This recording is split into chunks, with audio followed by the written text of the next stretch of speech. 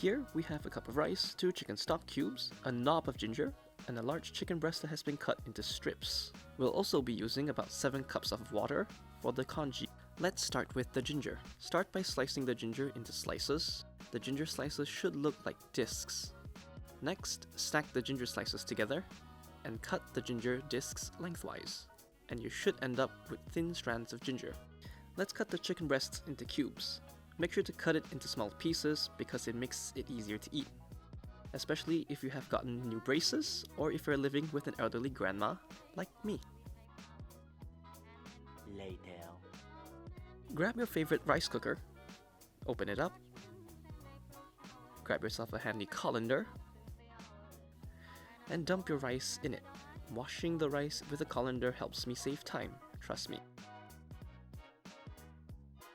Make sure to add every grain of rice back into the pot. Now we can get ready with 7 cups of water.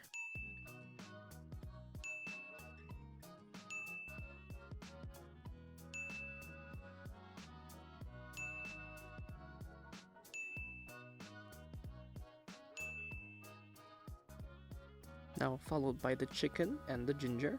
Make sure to put everything in there. And lastly, chicken stock cubes. Let's close the lid. Push the button. And we just wait. One eternity later. Let's take a look in here. That's a lot of steam. Where's my cloth? I can't find it. I'll just use my fingers. Remember to check up on the congee every 15 minutes or so. Make sure to stir the congee to break up any lumps of rice or chicken. And Eventually. let's take a look. It's looking good, and it's smelling good too. Let's close up the lid and move it to the side to keep it warm. And there we go.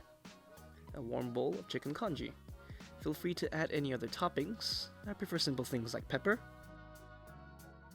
Just a dash ought to do it. And some extra soy sauce. Not too much, I don't want it too salty. And that's a simple chicken congee, fit for a cold rainy day or if you're sick.